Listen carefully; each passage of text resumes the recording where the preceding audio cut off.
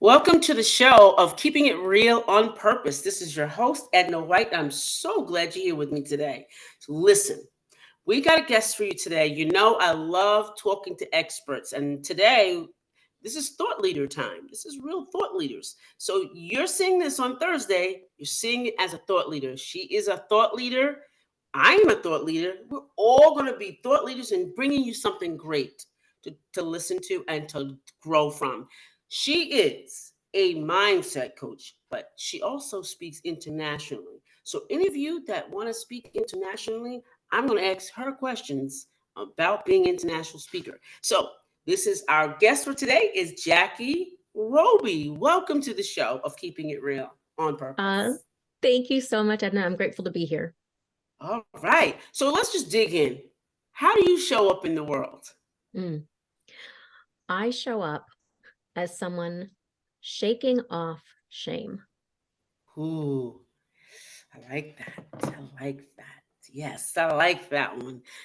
So tell us how you shake it off. Tell us, Mm. because I know, everybody has a different rendition, but tell us how you shake everything off. Shake Yeah, that well, off, especially. part of it is claiming it, owning it, naming Ooh, it. The more that's that good. we talk about what we've experienced, the more that we understand there's nothing to be ashamed of. Yeah, And this is that's just good. our life. And oftentimes, when we experience shame, Yeah. it has nothing to do with us at all. Nope. It really doesn't.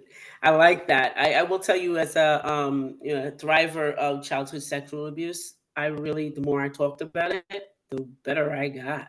I was like, "Ooh, this feels really good." Like it really feels good, and things that I needed to do as inner work was easier because I was, not. I didn't know it was the cloak of shame. I didn't know that. It was like, wow, I said it today, and 10,000 people know about it more today. I spoke on this one, and 10 other thousand people. So it was like, yeah, it's really good. So tell us how shame. Since you're a mindset coach, talk to us about how shame impacts the mindset. Mm. So, first of all, I just want to honor your experience and just tell you, same Yes. over here. So, shame creates these feelings of self doubt and Right. unworthiness. Right. And these are lies that we're telling ourselves, but they are lies that we've repeated so often that Wow. our mind is believing that they're facts when they're not. Wow. Wow. So, we have to do the work to create new neural pathways and new beliefs about who we Right. are. Right. That's good. Oh, that's good. Audience, did you hear that? That's really, really good. I like that. I like the fact that you called it out a lie, you know, instead of saying don't listen to your mind. But, it's so easy for us to hear a lie versus the reality of it. Because, even just talking to somebody and you be honest, they'll ask you, oh, how are you today? Well, girl, I don't even feel good today. And they'd be like, I didn't ask you for it. They didn't really mean it, So it's easy for us to accept a lie, but to say it is very important. I like that. I like that part. I I love really how do. you I said like that. that because I will tell you that it's one of the things that happens all the time. You're so right. People will say, "How are you doing?" "Fine, fine." "No, I'm not." "You're not fine." No, mm-mm, "It's okay not if you're at not." all. Yeah, I always say fine has no emotional value. It's like when you Mm. say it's like fine, there's nothing there. Has no, it's not relatable to any emotion whatsoever at all. So Yes, when I hear people say that, I'm like, no, you're not. You're not. right. What's the matter? And I can busy be isn't a willing to. feeling. No, it's not a feeling. It's not. Very good. So I want to go through a process with you and talk about how working with your clients, on mindset. What's your first step? What's your second step? And even give us your third step, so that we can really get a grasp on it because I want my audience to know that it's no shame, no pun intended, no shame in going, getting coached, getting counseling, getting help. There's no shame in that. So share, how you would go through your session with us. Sure. So I start off offering a 30-minute breakthrough session that's free so people can come get to know me. We can start and learn a little bit more about each other. I utilize Right. different systems in my practice. So I work with positive intelligence and Mhm. quantum human design. Okay. So I come at these things from a few different perspectives, Okay. um, plus mental wellness practices. Got you. So Okay. I like to give a scientific approach as well as um, a energy perspective. Okay. Okay. So when we are having this conversation, we are going to take a look at a couple of different things. We're going to learn really what you're feeling right now and why you're interested in creating Mhm. change. And I work mainly with people who've experienced abuse, and I Okay. help them shift from self-doubt to self-empowerment. Got you. So we're going to hear about your story. People want to talk, they need to be heard. So I understand that. Mhm. We're not going to immediately get into anything in the first 10 minutes, most likely, Yeah. because I'll ask one question, it'll become a 20-minute story. Yeah. And that's okay. And that's Yeah. the, Yeah. the Yeah. beauty of it, is giving that Right. space to be Mhm. seen, heard, and understood. Got you. But one of the first things I like to do is work on creating mindfulness tools. And I utilize positive intelligence to do that. Now, Okay. what I will take my clients through is an understanding of what their saboteurs are. Mhm. And so these are these 10 noisy, mean beings in your head. Uh-huh. And everyone has some level of them. Right. Right. And then once we start to identify those, then we can say, Yeah. okay, let's catch the noise. Mhm. And as you catch that noise, just that awareness is building a self-command muscle so that we can start shifting you to something more Right. positive and calm. And we'll put Right. Okay. exercises together for that. Mhm. We spend time, I use a system called Magic, and that's mine personally. And the second step of that is Right. articulating your feelings. So Okay. in this safe space, it's incredibly important, but Mhm. also being able to learn how to do that with journaling. Okay. So for clients who aren't into journaling, I provide journaling prompts. I also have a ton of suggestions on how to do it in a way that feels safe. Mhm. Mhm. And if they are just fighting the idea of writing anything down, how about Right. video or audio? Talk it out Right. and then delete it. Right. You know, Right. the whole thought is not even re-listening or rereading. It's about getting it out, Yeah.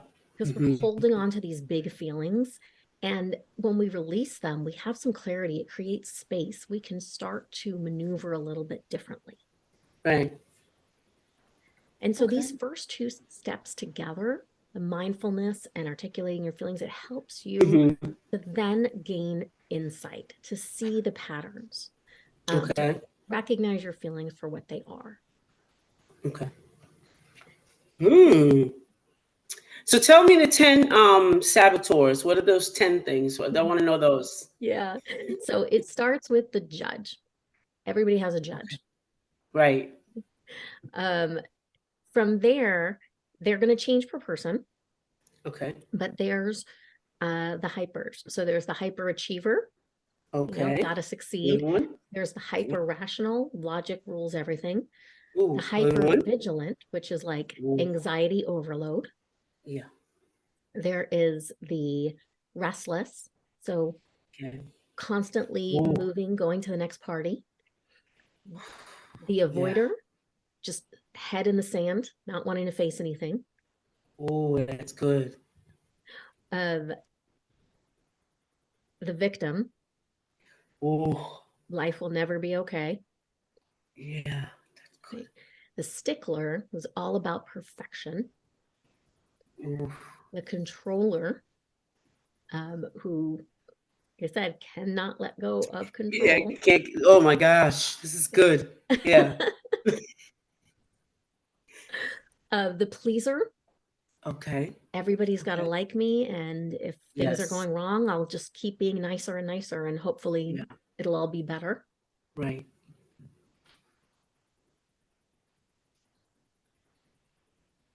And I've lost the last one.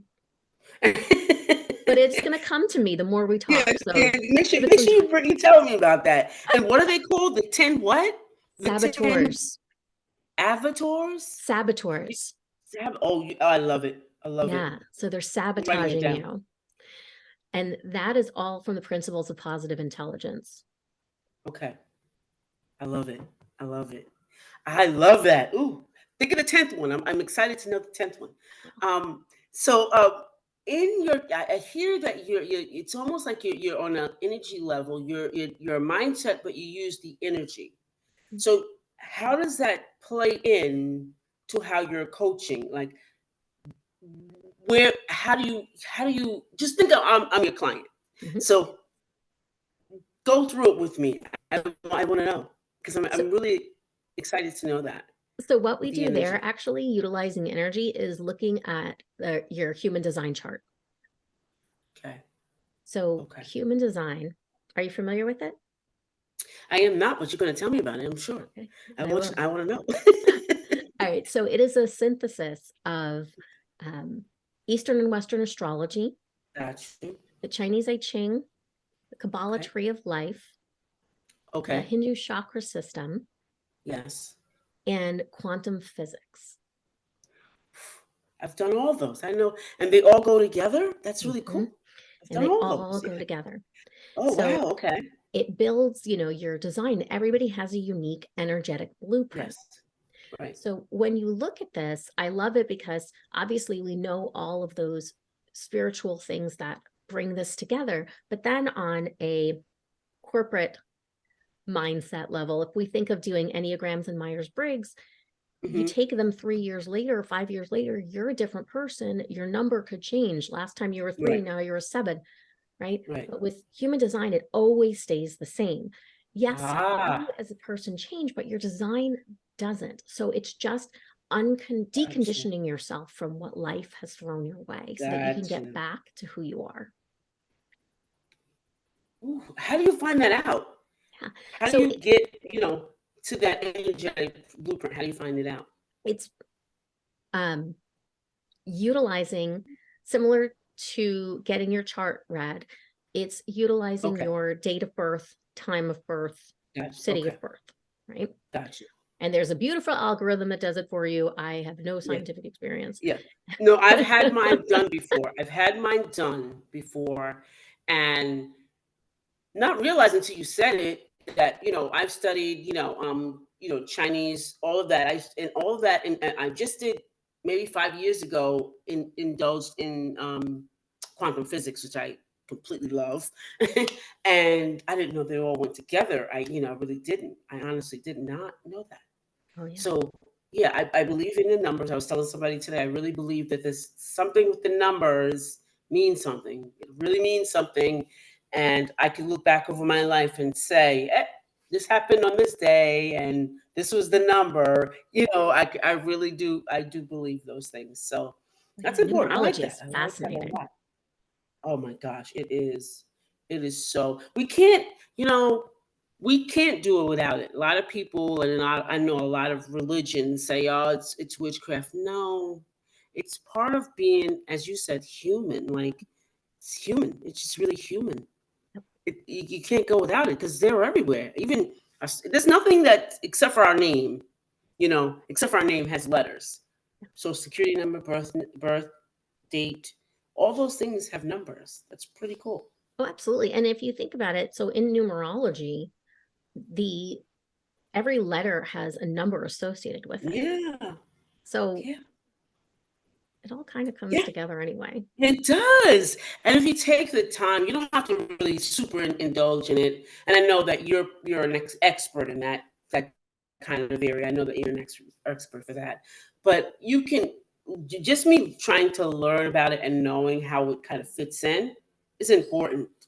I know when I was, really getting into it, it's like there's a reason why this is happening. And I just indulge enough to have the education around it. You know what I mean? To be able, hey, this is influence this. This influences that. So it's good to have those things. You don't have to go, really indulge unless you want to be an expert like yourself. But you definitely need to know. You need to know, you know, what it's about. How do you become, I see you working one to one with someone to do this, Mhm. right? And I'm feeling you right now, like, because it almost seems like you're doing it to me. But how do you do this as an international speaker, right? Do this to many at one time. How do you even get there? Yeah. Um, Great question. Well, I will say that it depends on how it's being delivered. Okay. So I've delivered these um, lessons in workshops. And so when Okay. we do All that, right. and we've got an opportunity for breakout sessions and we've got some pre and Got you. post, then we Okay. can we can work together a little bit more. That makes it Okay. Okay. easier. In Okay. I've also delivered it as keynotes. Got you. And in that conversation, it becomes a little bit more vague, a little more esoteric. But Yes. what I do is I give examples of client experiences Okay. and who they are, what either their top saboteurs are, if we're talking about that, or if we're talking Right. human design. I usually try to keep Okay. them separate because otherwise it becomes like, oh, it's Yeah. so much, it's too much for people to take in. Right. Um, so I'll separate those and teach people about maybe the 5 archetypes of human design so they can figure out, Hmm. I wonder what I am and where I fit. Yeah. And Yeah. once you understand and you actually learn, you start to lean in to how Hmm. you're designed to be, how your energy level works, the way you're supposed Right. to make Okay. decisions. Okay. So Right. Okay.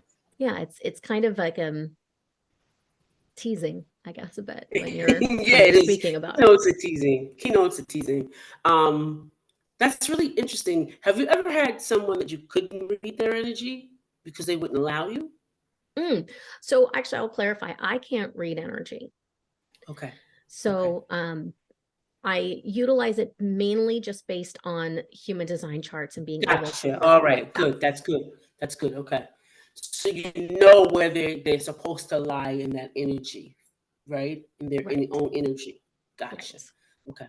That's All a right. guide for me. Yeah. Okay. And you keep them.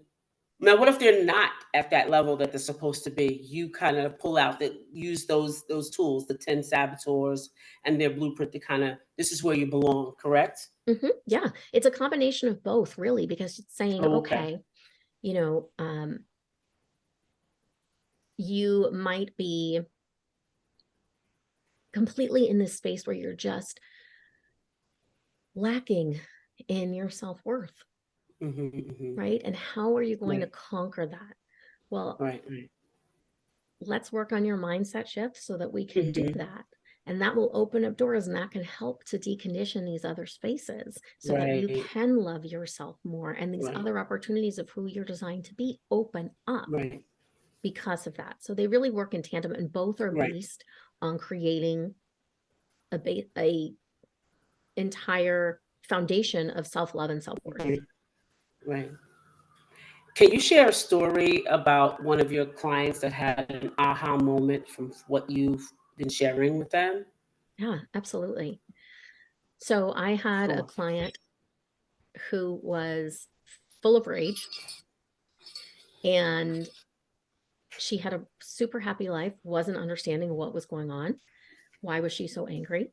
So we Hmm. worked using positive intelligence and worked on her mindfulness together. And we trained and put her techniques in place and had coaching sessions. And we did that for 6 weeks. Okay. And she started to notice a difference within the first two. You could just see how she was showing up differently. Right. But after the 6, she said that she has never been calmer or happier in her 51 years. Oh, wow. Said that people were noticing the difference because she was having all this conflict and chaos with the people she loved. Hmm. And even she had taken this flight to see her family in Australia, left from LA, went to Hmm. Australia, and there was an unexpected layover. Now, that's already a super long flight. Yeah. And historically, she would have been enraged. Right. Ooh. But instead, she was like, you know what? Look at this. I got to see this beautiful new view from the air. And Hmm. then she took the time and left the airport to explore the city during her layover. She Yeah. was easily shifting towards calm and towards awe and wonder and excitement because she had spent that time building those new neural pathways. Wow. Great. That's great. And you talk about the neural pathways. How important is that to mindset? Sorry. I mean, that's huge. That's huge because Mhm. there's only so much we can do or say. It's the opposite of, or the difference between toxic positivity, right, and Right. really creating lasting change. Okay. Because you are doing these actions that build new neural pathways so that, your brain basically, because of the evolution of our brains, we spend most of our time in that survival space. Right. Mm-hmm. And so that's where fight, flight, freeze, and appease live. Mm-hmm. So we spend all this time there. When you're building new neural pathways, the more you do that, the more consistently and repetitively you do that, then all of a sudden you're not necessarily going straight here. It's like, oh, this way is a little bit easier. Or if you head there, you Right. can shift back in a quicker Right. way. So you have to create that change and do the Right. work. Right. Yeah, the work is important. And share with my audience, because I know we talk about a lot of coaches, and we talk to a lot of coaches, how important it is for to understand that the coaches don't do the work. Yes. You have to show up and be there for it. Mm-hmm. So it's really interesting to me because I have met with people who aren't coachable. Right. And I didn't think that was a thing. But because I'm the kind of person who just loves to learn and I Mm-hmm. love to, Yeah, get it's a once I thing. learned how to ask for help, I'm like, yeah, I Yeah, I rarely say no to help. Like I am yeah, taking it on, taking it all in.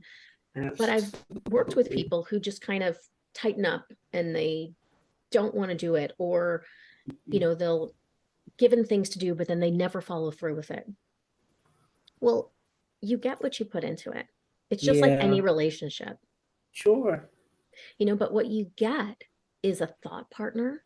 You get someone who can, potentially provide guidance, but Mm-hmm. also is there to help you understand Yeah, where you're stuck. And so many that's good. times I actually was just I had a speaking engagement yesterday, and one of the questions came up about, why don't I just talk to my friends? Wrong. Right? Ooh, And that's tough.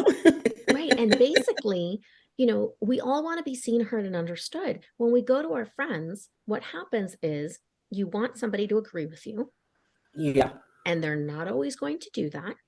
no, Or if they do, are they helping you to actually create change? Or are you both kind of you're right, complaining? right, So no matter what, there's still negative emotions that are going right. on, and you're not actually changing anything. You're kind of Anything, making it yeah, worse. You're digging in yeah, to that road of negativity instead of creating something new. that's true. Yeah, I get that too. He's like, oh, we can talk to our friends. We can do this. I was like, yeah, mm-hmm. It's like talking to you. Literally, it's talking to yourself. Like, Mhm. either they're gonna appease you or they're gonna give you more trouble, or make it worse. So it doesn't work. You need someone. When I go to therapy still. I still go to therapy, and so when I unload because I'm always getting loaded on because I'm a coach myself. So I often use that as my way of like unloading. Um, so I always tell everybody I go to therapy because I don't have to care if they're fine. I don't have to say, "Oh, how are you?" No, I don't. It doesn't matter. They ask me, "How are you?" I am bummed today. Listen to this. I don't have. I can unload, get possibly get some great advice, but most of all, unload. You Mhm. know, and have someone there as a sounding board, and not be like, "Oh God, I'm being concerned about what they're feeling at the moment," because I'm giving them all my stuff. They're trained not to really take it on, but you do sometimes. But this is my person. This is my go-to person right here. This is it. I get excited just the day that I'm going to therapy. It's like, okay, it's time. I get the phone. I got to stop talking to you. I got to get on with my therapist. I get so excited, you know, even to share like new information, good information, bad information. I get excited, but it's important, to stay with it. With what you said about clients being there, they have to commit to it.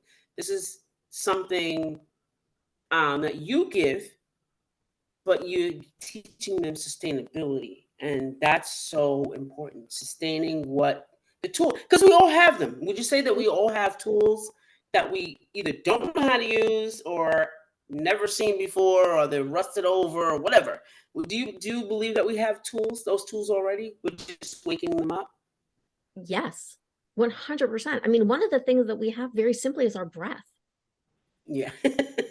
And it always shocks me when I'm reminded of that and I go, oh yeah, that's right. Right. And I love being on a call and, a healer will say, you're not breathing. And I'm like, oh yeah, that's right. Thank you. Thank you. I forgot Yeah. about that.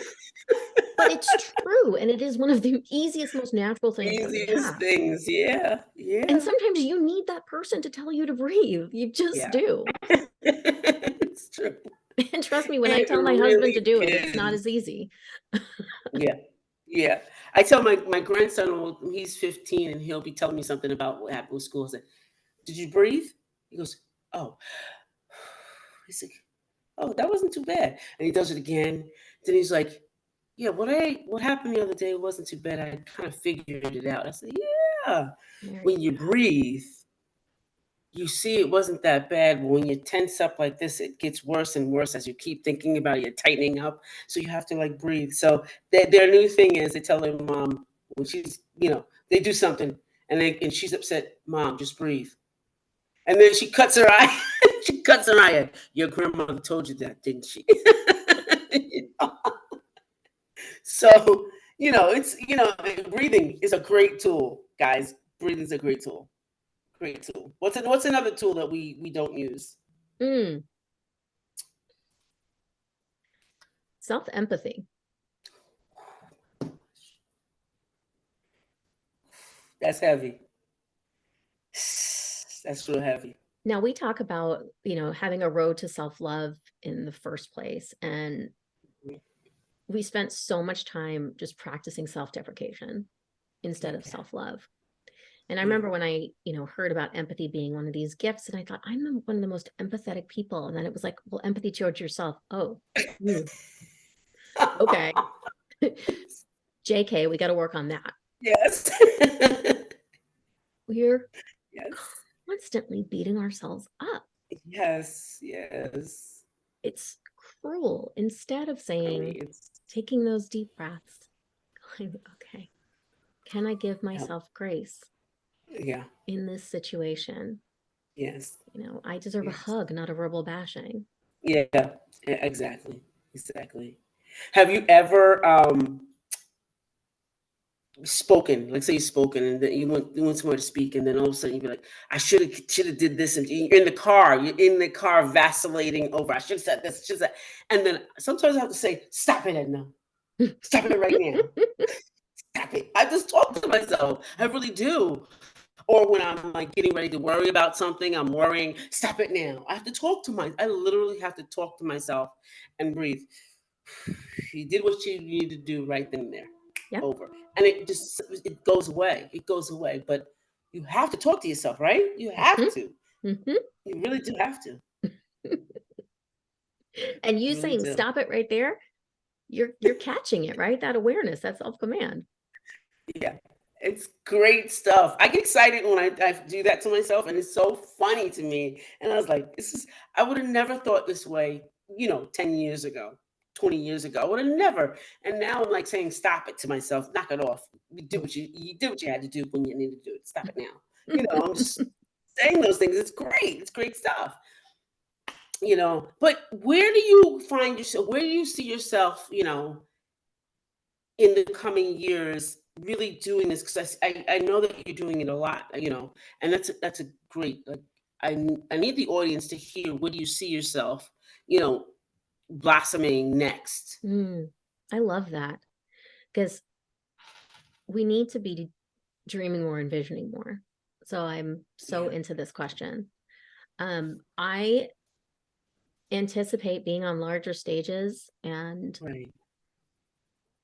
speaking to more people at once and in more locations. So I Yeah, really envision sharing this message on stage most often. yeah.